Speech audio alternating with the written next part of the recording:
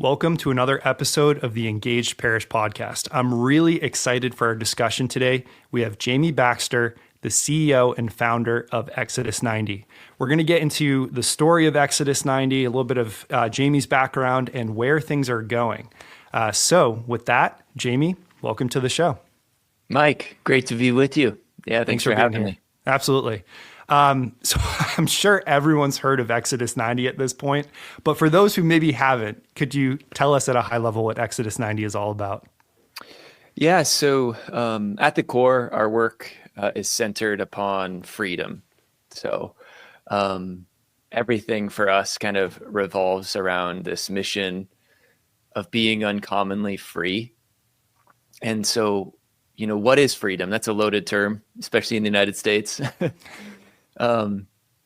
And really it's about receiving who you are and corresponding to the purpose that, you are, that God had for your life and your destiny. So, it's easy to get kind of lost in, that you might, when you think of Exodus 90, you might think cold showers and discipline and, these fraternities, that are going all around the world. But really everything for us, is focused upon this mission of freedom. And, the idea beyond that is really, as you enter more fully into freedom, you become who you really are. And it's a journey into greater uniqueness and less conformity, and ultimately this is the challenge of, facing every Christian, but is the kind of defection that we can all find ourselves making with the world and looking more and more like everyone else and saying the buzzwords that everybody says. And the tragedy of this is that sin is just so predictable and so conformist.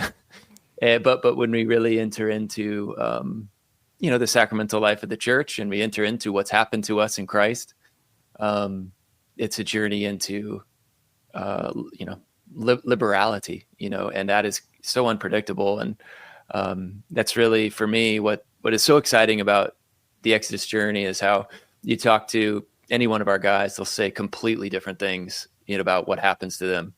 And that's what makes it so interesting, to me, 10 years later. So everything revolves around freedom. We offer basically formation experiences year round that are grafted onto the liturgical calendar in some way. So at times of the year, we're, going through fasts and penitential moments. At other times, we're entering into celebrations. So obviously, we're I guess midway now through Lent, but Easter's approaching, and so at least as a team, we're very focused on how do we live out the joy of the resurrection for the full 50 days of the season offered to us by the church. And I think most of us would admit to that's really hard. It's like easier to fast. It's like harder to celebrate longer. So we're really, that's what we're after, though, is really kind of offering these experiences that help us to enter more deeply into the liturgical calendar and allowing that to transform the way we live and, to become uniquely who we've been created to be. Yeah, and I'm particularly excited for our conversation today. I've been using Exodus 90 for 4 or 5 years now with 2 different fraternities now. So I've been on the app for that amount of time. Also been doing Exodus 90 each Lent and obviously before as well. But I do want to call out those groups.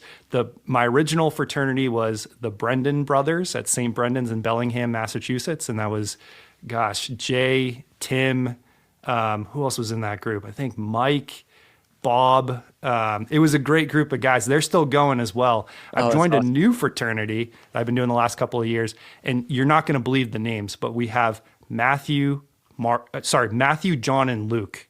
We're just missing Mark. I don't know. I guess my name's Mike, so it's close enough to Mark. Close. But very close. But it's been amazing. I know personally for myself, I've got a lot out of Exodus 90. I think for me, it really introduced me to, let me know that I could actually do fasting. That's something I just always sort of struggled with before I took on Exodus 90. And so that's been a huge fruit just in my own prayer life, my own personal life. So thank you again so much for creating this app. No, love the fraternity shout outs. Yeah. Yes. I had to do it. And that's the beautiful thing. It's like when you think about Exodus, it's, you think about your local experience. That's what makes it, what it is really. And so, yeah, so grateful for, to hear that it's been a blessing. It has been. And you mentioned 10 years now. I can't believe you guys have already been around for a decade. That's amazing. Could you maybe walk us back to the origin story of Exodus 90? Yeah. So I spent many years in seminary formation, and I guess to take it all the way back, my father had a conversion when I was a boy. And so I remember life before and after Christ. And as my father entered deeply into the faith, it just really shaped my own imagination on, what it means to be a man, as modeled through my own father. And a huge part of it was just how seriously he took his prayer life. So every morning I'd wake up and I'd see my dad just chewing on the scriptures. I mean, so obviously in touch with something invisible. And just seared into me. And so as I grew older and kind of woke up to like, okay, wow, all this stuff is real. His foundation is, just, impossible to articulate fully on, how I think and how I've grown and the decisions that I've made. So I would go on to seminary for many years. And yeah, it was such a gift, in my journey. And I guess if I could sum it up, it'd be something like I'd been praying for many years, very seriously, by God's grace, and that's a gift. But really, when I went to seminary, I started to see that the claim of the gospel touches every aspect of human life and your person, who you are. And what I mean by that is that human life is complicated. I mean, there's dimensions to us, body, mind, and soul. And, when I encountered the what they used to call pillars of formation, they now call dimensions of formation, being the human, spiritual, intellectual, and apostolic, I was just so captivated by that fundamental mission of formation. And I went to seminary, and this is worth shouting out that, really after the onslaught of all the scandals, which called for profound reform to how we went about forming priests. And I was one of, the thousands of men to be a beneficiary of that reform. And so when I was journeying kind of through the process, my mom made this really simple remark one day.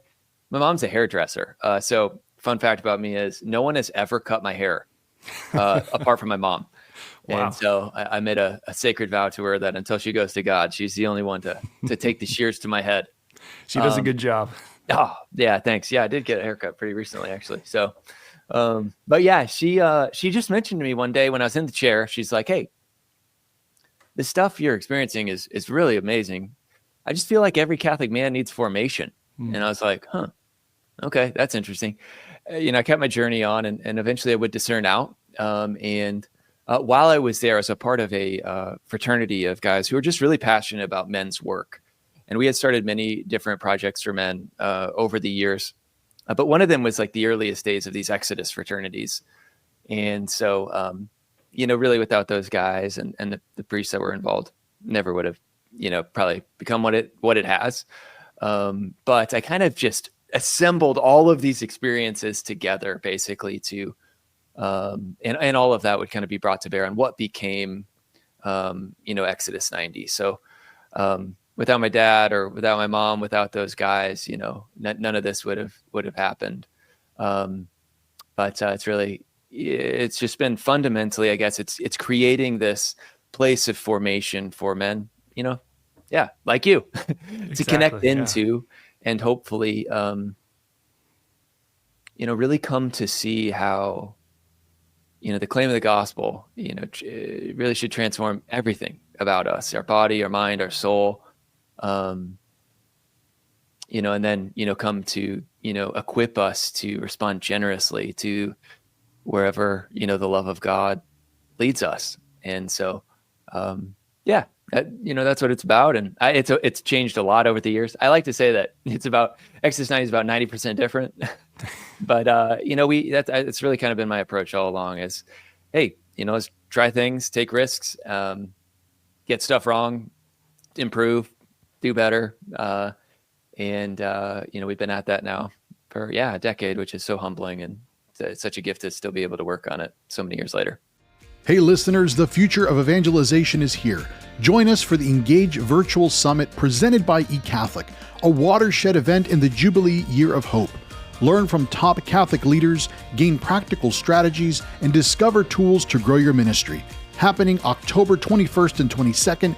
Get your pass now at summit.ecatholic.com. Now back to the show. Yeah, that was going to be my next question, is how do you keep it fresh? I mean, obviously you mentioned it's tied to liturgical seasons, and it's nice to have this rhythm from year to year.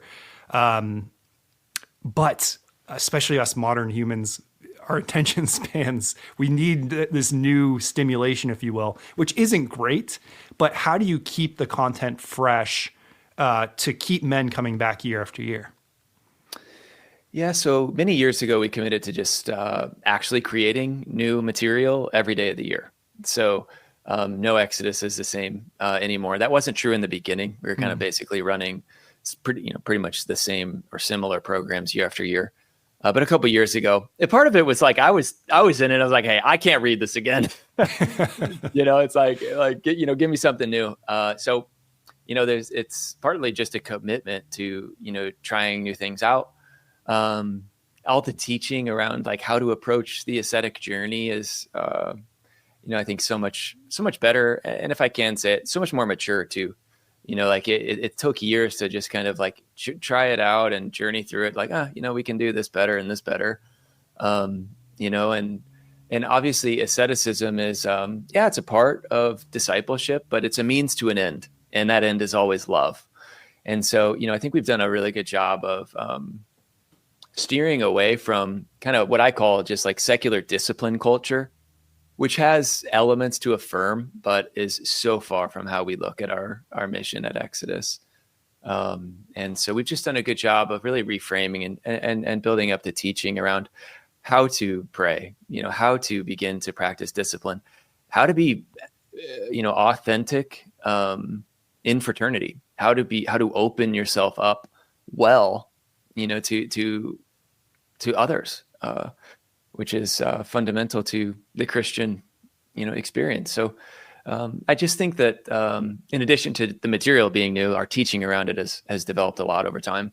But part of that's just the spiritual masters, honestly, that we've brought into the work.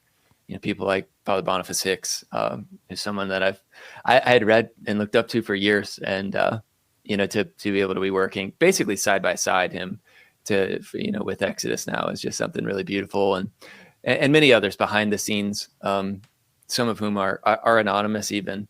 It's a real privilege to get to run with them and stay as open as we can to the inspiration of God and the talents and skills of the men on our team now, and just to seek to improve every day, and not to, we pray against any kind of complacency and success every morning. And so I never, ever think that we're doing everything just right or we've got it all figured out.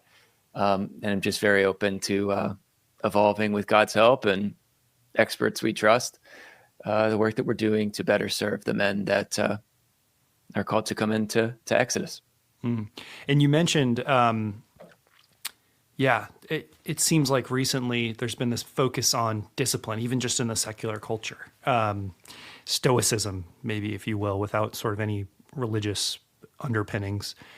Do you have men that come to Exodus 90 just simply looking for the discipline and the ascetic practices, but then getting caught up and almost pulled in by the prayer component of this? It's a wonderful question. So what many don't realize is that about 10% of our guys aren't Catholics. So many, Protestants of different background, but we have a swath of guys that don't practice the faith.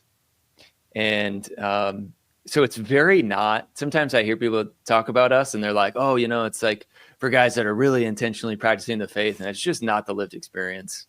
There's a lot more evangelical work that goes on in these fraternities, because at the end of the day, it's all a ground game. It's, we really form our guys to invite the men that God places on their heart.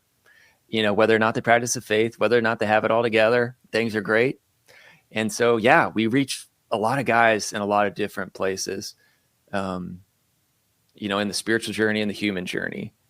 So yes, there are many guys that come to Exodus thinking it's like the Spartan thing or, whatever. And that's why our onboarding is so important. And the teaching in the first couple of weeks just really helps to reframe, what this really is for, and how we think about this. But that leads to the greatest fruit. It's not a challenge to achieve. It's a formation journey to begin. And so we like to say, like, hey, there's no such thing as a perfect Exodus. Yeah. The journey through the desert for those 40 years was far from a straight shot. And when we're just honest with ourselves about our own experience of life and the faith, it's like, it's a mess. I mean, it's like, it's up, down, it's all around. We're consistent some days, some weeks, others not at all. And we've just created a lot of space for that kind of uniqueness of experience to still have a place and to flourish within our formation. Yeah, I know that's true of my own journey through Exodus. It's, as much as I wish it was perfect. There's also humility, I suppose, in having those off days. But yeah, it's never a straight line.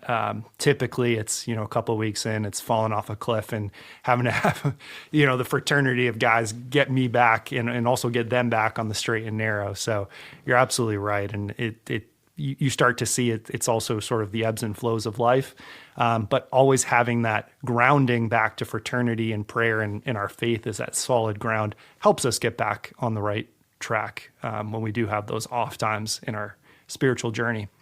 Here's a question you probably get from time to time. Exodus 90 really is an app. I know from using it, one of the practices is to not use your smartphone, except for, necessities.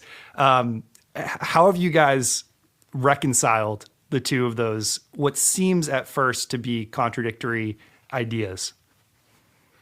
Yeah, it's a great question. And it is a tension just to acknowledge that. And I'm not running away from that at all. So the product is a mobile app. You can download it from the app stores. But a discipline of Exodus 90 is to use technology for essential, communication, work, school, etc. For me, it's kind of a personal, journey with this whole thing. So, I mean, we built the app before apps were cool, to be honest. So, we started on it in 2017, 2018. All right. So a lot of people woke up to the digital revolution, at COVID. We had been in that world for years, before then. And, that set us up to really be uniquely positioned to serve, in those really weird moments, of 2020, 2021.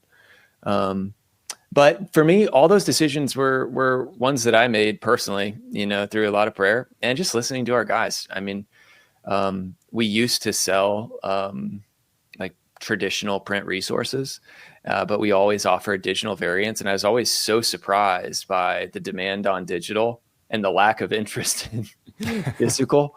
Yes. And it was at a time actually where I didn't have a smartphone. I still use the internet very sparingly, so, and I think but it was just this, and kind of if I could just share about kind of the discernment, I just felt like everyone has these things, 98, 99% of people in the United States, which is the primary place of focus for us. And I was just lamenting at the time how, gosh, it's like, I just felt like the church wasn't always so full, and we need to bridge back to the church, which is obviously the fullness of truth and, just a treasure. So, kind of the inspiration was like, hey, let's try to do technology work well on our terms. And, try at the same time to create a product from line one that's in our values. And so I think there's been many benefits to this and blessings. It is a tension. I don't know. I kind of look at it a little bit differently where, A lot of people are like all in or like all off. And I just don't think that's actually the typical experience of a layperson in the country today. It's the far greater challenge of turning it all off is using it well and in an ordered way. And so we've really tried to strike that balance. And because if you just look at your phone as like, oh, this is the place where I go sin or something, or I'm just distracted, I just think that's a really it's just not going to lead to sustained virtue for you, period. And so I'm a lot more interested in, while there's definitely space for that too, this is not a judgment on anyone that chooses not to have a smartphone or not to use a computer. But it's just that, I think there's a way to do this well. And as a builder, there's a way to build well. And what's wonderful about that is like most even good Catholic things are completely beholden to these secular big technology platforms that absolutely compromise their values all the time, whether they know that or not. And what's cool about building your own thing is that's just not the case for us, So it's just like we are really in a position to do unto others as, we would want them to do to us. And that's just not true when you're plugging into these systems and which are full of all kinds of compromises. So I'm really big on not that everything needs to be technologized, but I'm really big on small Catholic tech stuff. And I'm an open book too on the lessons we've learned on how to do that well, how to do that sustainably, affordably, options that exist before you that make it more than it can seem. But it is a challenge, and it definitely changes how you go about your work. So, there's that. At the same time, the other thing I like to say is like, hey, you don't want to use the app? No problem. Like you can log on to the website, print stuff off. You can disenframe it if you want to. But so if you, on a percentage basis, men do that, it's not really a huge consideration on my side. Yeah, that's a great answer. And, it's sort of where I admire folks that can just go back to the flip phone and totally get off of the smartphone. Sometimes I even get those cravings myself. But, if we can master ourselves, which is really what Exodus 90 is all about, for the glory of God, of course, and to further our relationship with him. But if we can master ourselves and use these things in right order, there's good in that, because there is good in that you can get from a smartphone. It's not, an essentially evil device. So I think everyone's got to make their own decisions on, how far they'll go and, what they'll do and won't do. So as a couple examples from my own life, I don't have social media. I haven't basically since I started on the work. It just felt like frenetically unfree. And I was just like, I can't do this in integrity. So I've been off that. I have a LinkedIn, but I forget about it all the time. And that's about it, honestly. And so on my own phone, it's like, I have a couple apps, but I organize it in such a way that I'm not distracted there. Now, there are also games I'm not willing to play on my phone. So I'm a huge Indianapolis Colts fan. This is one of my great hobbies. It is also a place that, I can become an idol for me. I cannot be watching Colts stuff, on my phone. I can't play, ESPN, whatever. So you also just got to know, like, hey, where do you fall? Like where do your distractions come from? And then accept your limitations. And I think with a little bit of trial and error, you can get that dialed in pretty well, where you can reap the benefits, and they are many, but it's also, you can avoid, the traps that lead to nowhere. And as it relates to our own mobile app, it's like, if you get distracted on the Exodus app, like you are really trying. Like we intentionally make it so simple, so boring. We're about to launch a new app actually in the next couple of weeks, and it's even simpler. So like a lot of people are like, oh gosh, there's gonna be all these new features and stuff. It's like, honestly, we just made a lot more reductions. And so, that's kind of how I think about the challenge of technology in the faith space. That's awesome. And you guys are putting so much thought and prayer into that as well. Yeah, that's a great answer. Going back to the core of Exodus 90, It's focused on asceticism, fraternity, and prayer. What's the spiritual significance of sort of that trifecta? I mean, without prayer, obviously the whole thing is dumb. Right. It doesn't make any sense. I think asceticism is so important in an age of so much just comfort, indulgence. And I don't say that like judgingly. It's just like if we can like step back a little bit from contemporary life, and this isn't true for everyone, especially those in poverty, but for many of us who have been fortunate and blessed, it's like every corporation in the world is incentivized to make your life easier, faster, more comfortable. And they do that well. And, so I think asceticism helps us to have a healthy kind of distance from, this environment and put up some struggle, some friction in our lives. That's really important for just remembering spiritual realities, remembering, where we are in history, remembering we'll end someday, like without asceticism, I think those fundamental, like the final things are really hard to remember. And then the community element too. It's, God becomes a man in Christ, and he doesn't just snap his fingers, right? He loves and chooses human beings, to become vessels and reservoirs of his mission and his love. And not despite, but within all of their, fragility. And I was just reading something recently about how the Lord, even as he encounters people, as he's just going about his public work, is just stunningly open to encountering them, but also becoming obedient to the different requests they make upon him, and so it's so fascinating that our Lord God, is so connected to his creatures while he's here. And I mean, that's just amazing. It's amazing, right? So anyway, the faith, when we just consider this through the lens of, the person and how he lived, it's communal, right? And it's not self-help. It's not I'll go it alone. And I think all of these things together just create an environment for growth, for personal growth. So one without, if one of those pieces were to be missing, it certainly wouldn't be the work that we're trying to do in the world. But I think it'd lack an essential element to fruitfulness.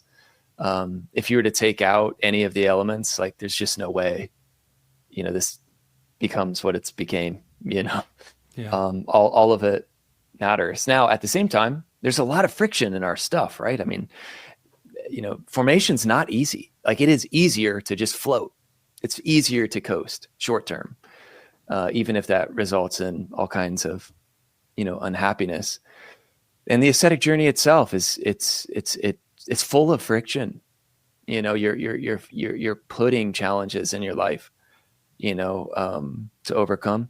It's hard to be vulnerable and open with other people as well. So I'm also like very at peace, with just like, I have no claim or I suffer no illusion that Exodus is for everyone. It's like, it's for who it's for, and I've been really wrong about the kinds of guys that Exodus is for. And it's just, they've just been humbled, over the years. So, but I think these friction elements, they probably cap how far we can go, but they're what make it fruitful, I think, and so special. I want to get back to what's in the app itself. And by the way, if you haven't heard of Exodus 90, check them out at asceticism.com. I feel like you'd have to be living under a rock at this point to not have heard of you guys in your great work, but asceticism.com. And obviously, if you go to the Apple Store, or I use an iPhone, so whatever the Android store is called, the Google Play Store, is that what it is? It should be on there. You can download the app as well. And there's a 14-day free trial for men to check it out before they go ahead and purchase. Is that right?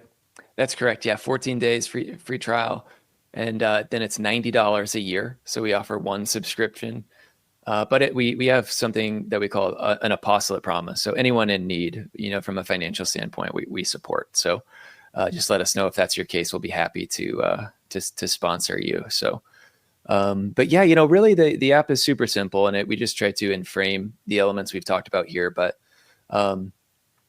I think it's, starts really simple with a daily reflection that, brings in a moment of silence and a recognition that you're a part of a much larger fraternity. So that's what's cool about Exodus is, you have men praying for each other, not just locally, which is really special, but globally, as well now, which is so powerful. We always enter into a part of the scripture, depending on where we are at, in the year. So, right now we're actually going through Jonah. We'll transition to Isaiah before we culminate in the Gospels as we get closer to, into Holy Week, into Easter.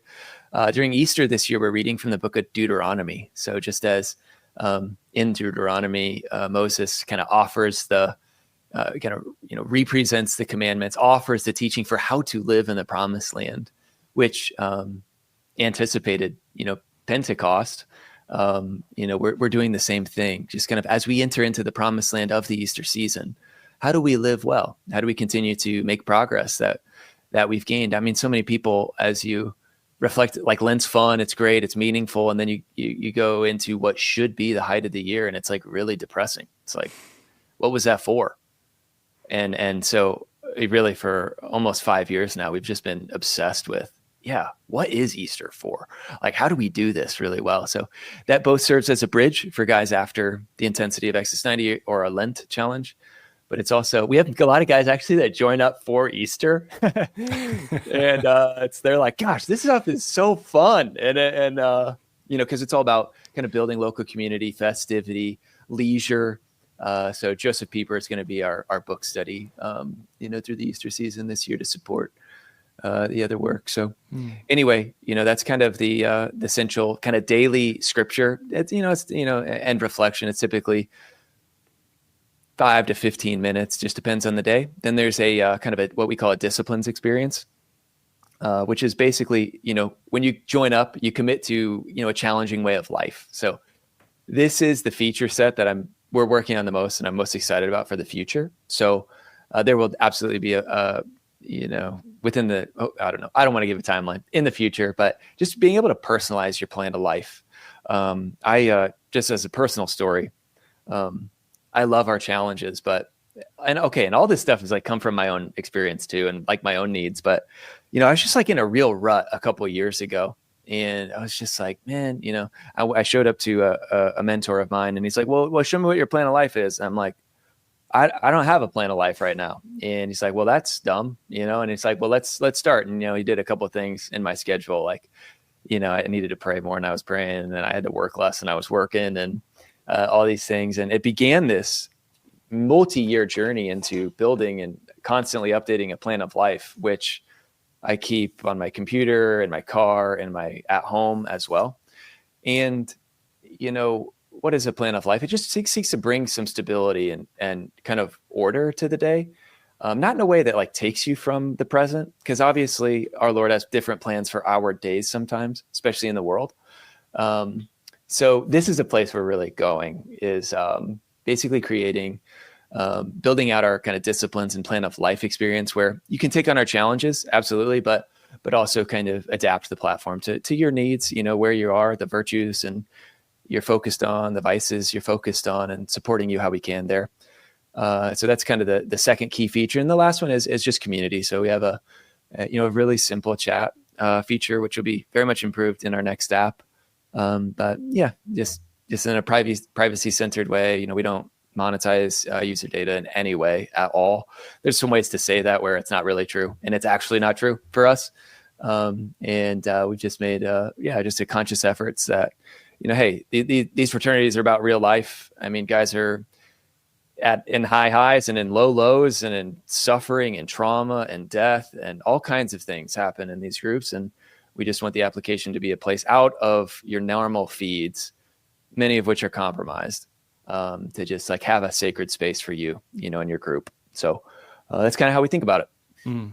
And you mentioned daily reflections. Obviously, most people have probably heard of Exodus 90 and the Lent challenge if you're not going for the full 90 days. And then you mentioned the program for Easter.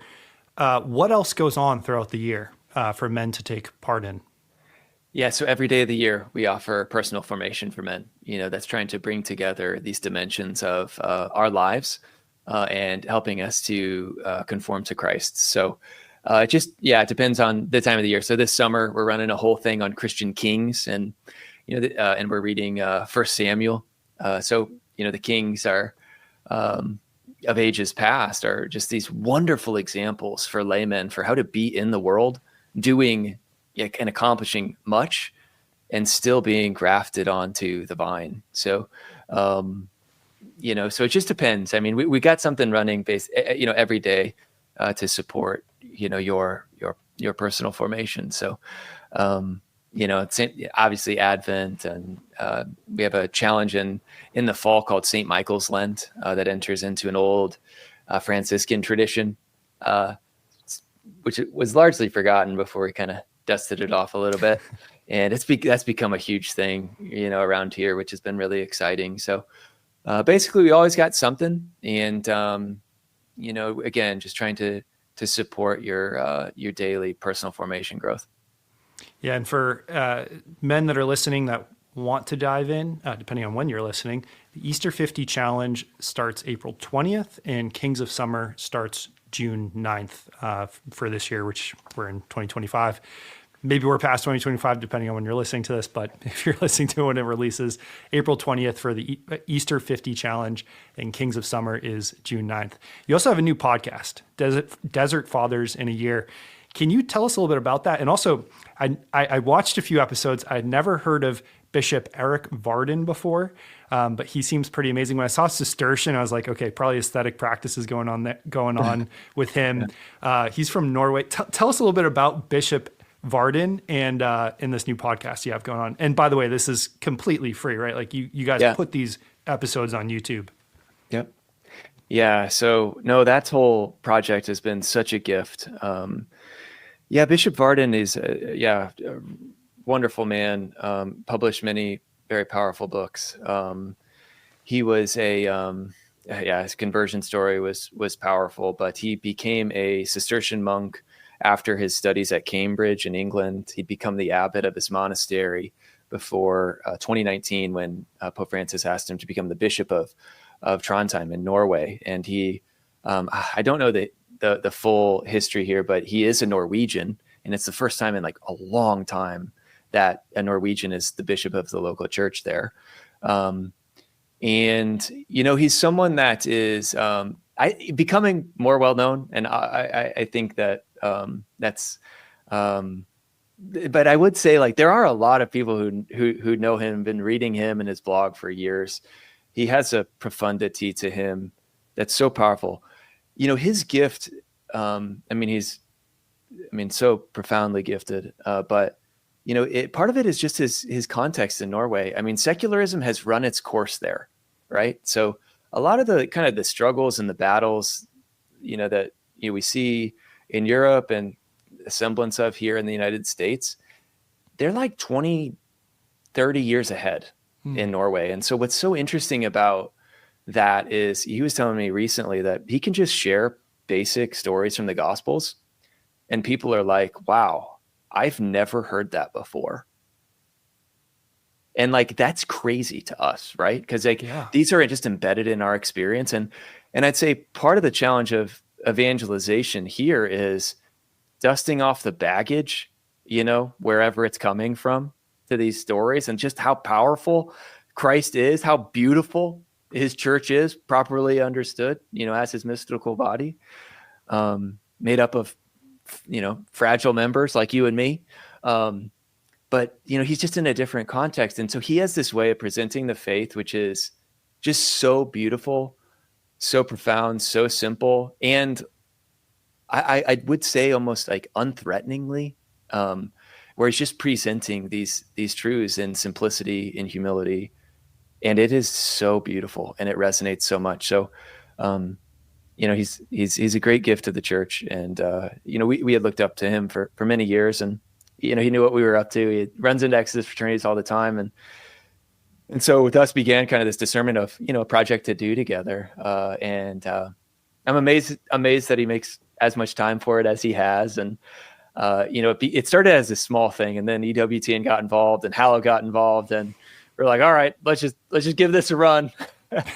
And, it's just been beautiful to watch it unfold, and deeply grateful to him. And I've learned so much.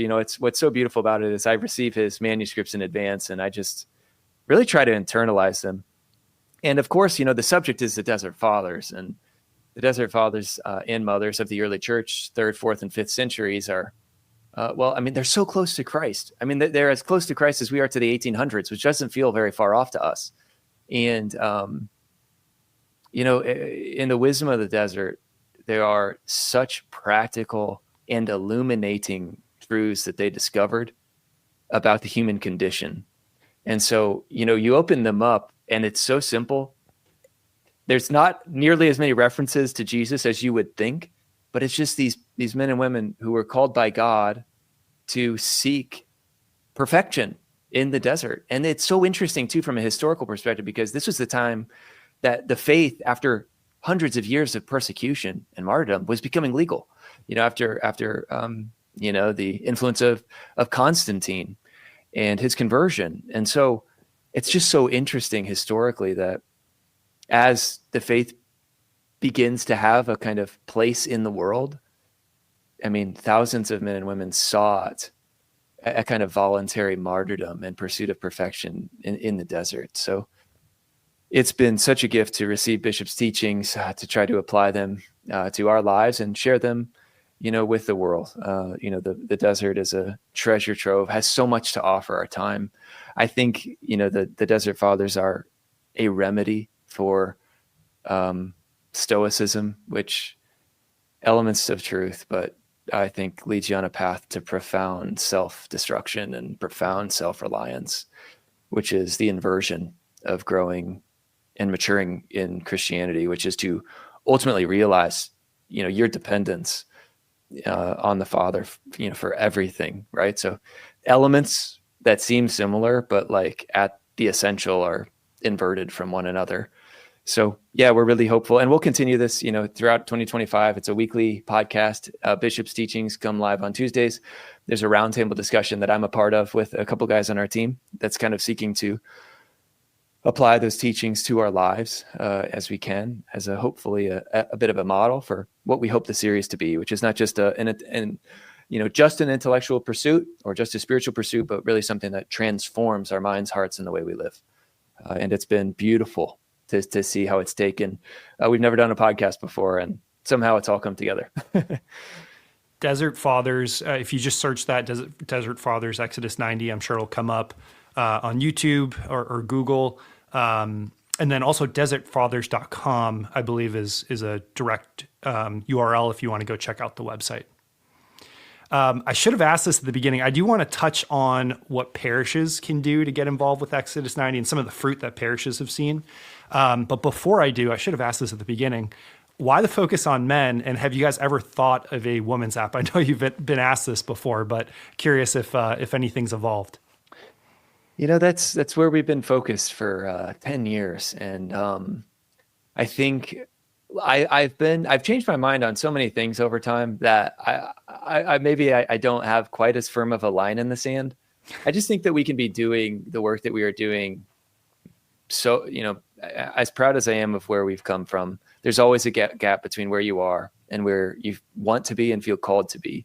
There are so many more ways that we can better support the needs of men today. So, I don't see it as a near-term thing. And a lot of that's been based on many prayer and really seeking even the gift and genius of some very holy women that have kind of helped me to discern this, over the years. So I'm sure it's something we'll rediscern in time. But I also just think there's so many wonderful women's groups out there, and the Blessed is She group, Well Read Mom, the abiding together. I mean, there's so many beautiful movements for women in the church right now.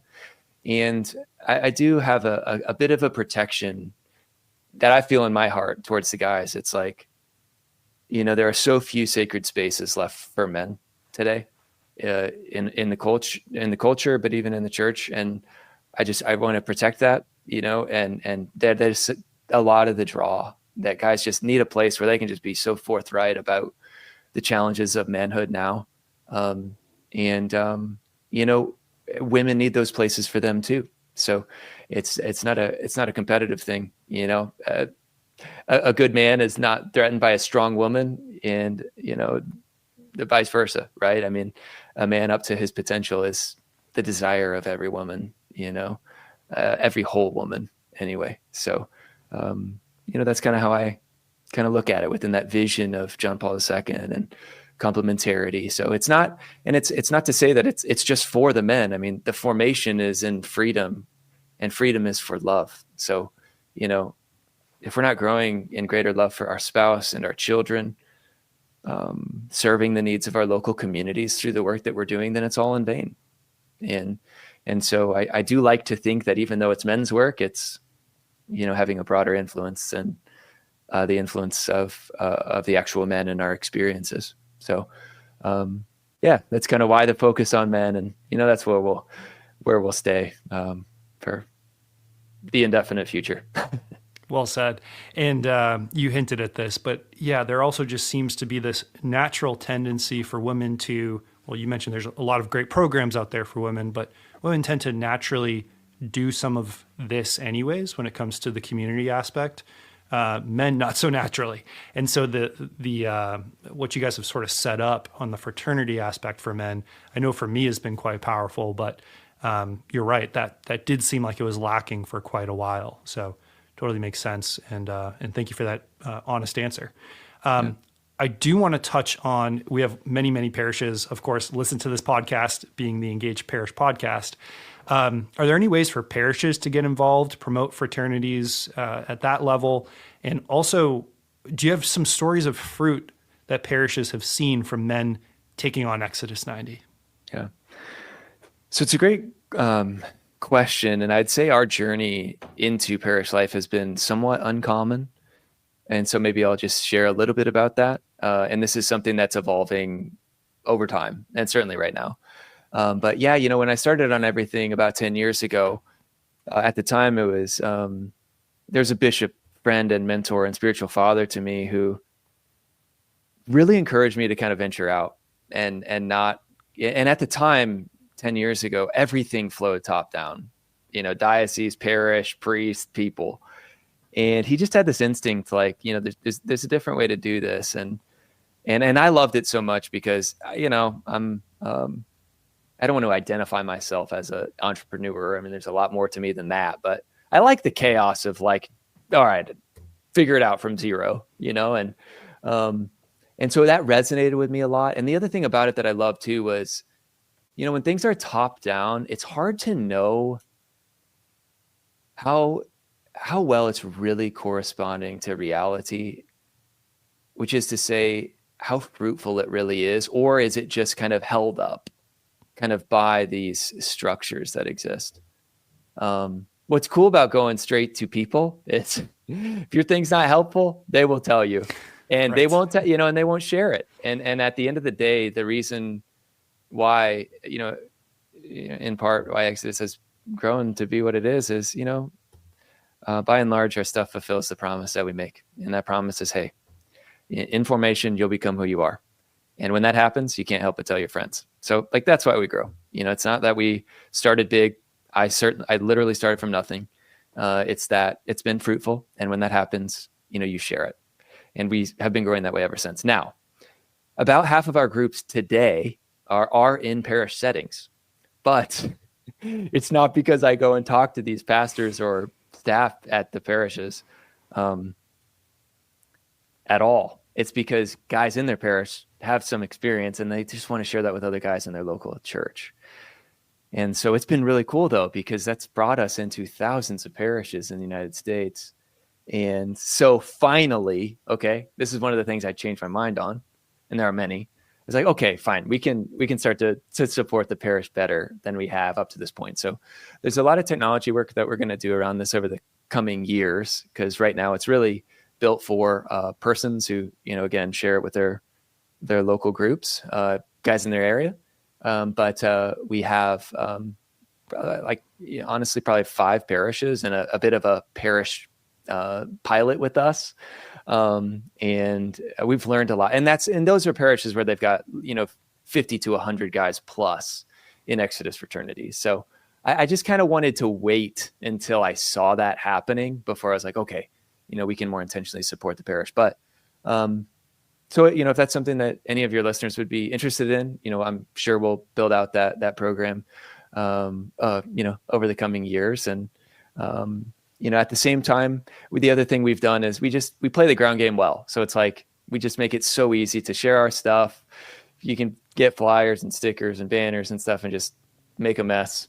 And without a lot of coordination, really from us either. So, I think, in terms of, the fruit in the parish, I mean, I think one of the things that's, I love hearing from priests is how connected they feel to the men, in their community, because, all of us want our priests to be spiritual fathers to us. Like, we don't want them to be just administrators, as important as administrative work can be. And, an affirmation I keep stumbling into is just how grateful, the priests are for a lot of these kind of barriers and kind of these appendages that have built up, kind of that keep them from being known and knowing they're men, just get torn down in the Exodus experience. So obviously we have so much to receive from, receiving and learning from, the priesthood of the priests, how they live. And the same is true though for the priests, who have so much to receive from the ups and the downs of fatherhood, in marriage and family, right? So this is the beauty of the reciprocity of vocations, and I think Exodus is a really wonderful one of many good examples of that going on in the church right now. Yeah, and what you just described was my experience. I think it was about 5 years ago. I forget exactly if it was 4 or 5. Anyways, a man took it upon himself in the parish to spread the word. He'd heard about Exodus and put something in the bulletin with the priest's permission, was in the back of the church promoting it. And many guys joined. And like I said, that group, maybe 2 groups now are still going strong today in that parish. But guys from that have, through life circumstances, split off and created new groups in different areas. But it really was not top down. It was a man taking it upon himself to build up this community and spread Exodus within the parish. And it happened very naturally. And yeah, some of the fruit in that parish particularly, I mean, the men are much more devout in a way that they just understand their faith and the sacraments more. I can think of one of the men in that original group that's now a lector at that parish, and they've taken on different responsibilities for the good of the parish. So you mentioned this is all about love and becoming more charitable for others. And I've seen that fruit now half a decade later from that original one guy who stood up and said, let's do Exodus here. I think what you mentioned is not uncommon, but great to hear as well. You guys are thinking about ways to work with parishes, because I think there are probably a number of parishes that want their men to get going and might not have that man to step forward to sort of take that leadership role. So it sounds like more to come. Yeah, it sounds like we need to work on a partnership. Yeah, exactly. We would absolutely love that at eCatholic. And, for folks, we have been a little bit behind the scenes trading some emails, Jamie, Adam, and our group here at eCatholic to figure out if there's a way forward there. I think that could be very fruitful. So hopefully more to come on that front as well. Yeah. Well, Jamie, thank you so much for your time today. Before we wrap up, I just want to mention again, exodus90.com. You can search Exodus 90 in any app store and find the app. 14 days free trial. I don't even think you guys take a credit card for the 14-day free trial. Nope. Is that right? Yeah, no, not at all. Yeah. So no surprise charge at the end or anything. So right. And it's not too late, right? I mean, I know as we're recording this, we're a good way through Lent, but we have the Easter challenge coming up as well. So now's as good a time as ever to jump into the app and start a fraternity. Yeah, no, that's right. Never too late. And we have guys kind of starting fraternities all year round. And obviously, if it's for you, yeah, we'd love to welcome you into the brotherhood. Yeah, and that's one other thing I didn't touch upon, but I'll ask it now. It just came to my mind. For men where there is no fraternity, or maybe they, for whatever reason, they just don't have guys around them to start a fraternity, I know you guys still have options. So could you quickly talk about that? Yeah, so first, it's just to challenge the idea that there's not fraternities near you. And that it begins with you.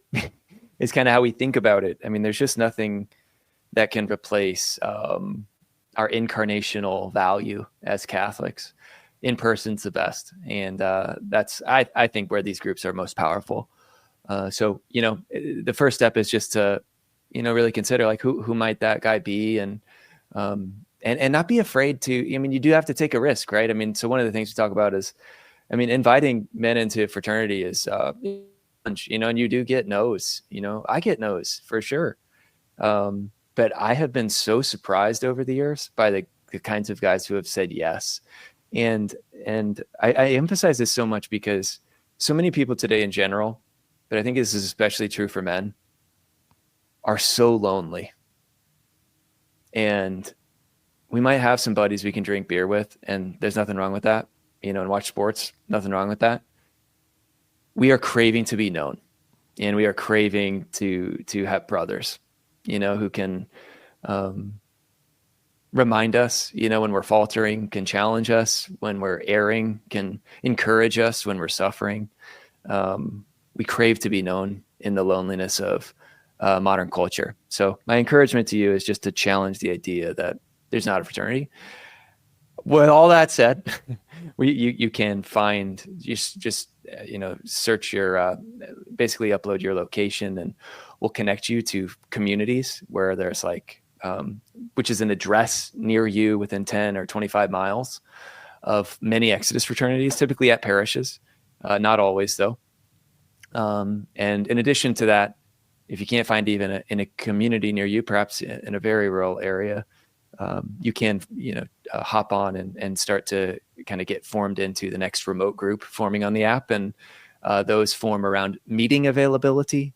So when you're able to meet with your fraternity every week. So you can do that as well. But the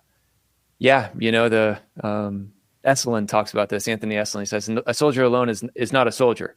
And that is true, and it's the faith is not self-help, and the faith is, even in the desert, to take it back to the Desert Fathers. Yeah, there were individuals who were called out, but within a few years, St. Anthony the Great, comes to mind. But within a few years, I mean, people flocked to him, in the desert of all places was called a city by the time he died. And these were the earliest forms of Christian community. These are the foundations of, what would become the monastic orders in Catholicism. This is the structure in part to which St. Benedict provides a little bit of stability in his rule. I mean, it was this movement of lay people seeking conformity to Christ, in the desert. And even from there, the desert wasteland, we find Christians living together in community. So if that's true for them, it's true for us, in the world today. Absolutely. Fraternity, community, very important. Obviously, as we talked about earlier, cornerstone to Exodus 90. And you guys have taken away all the excuses that could come up in terms of not being able to find a group. So go to the app for that as well. Exodus90.com, search Exodus 90 in any app store. And then also, we talked about it earlier, desertfathers.com.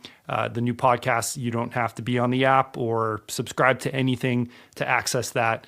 Definitely go check that out. Before we wrap up, Jamie, any final words that you want to share with our listeners?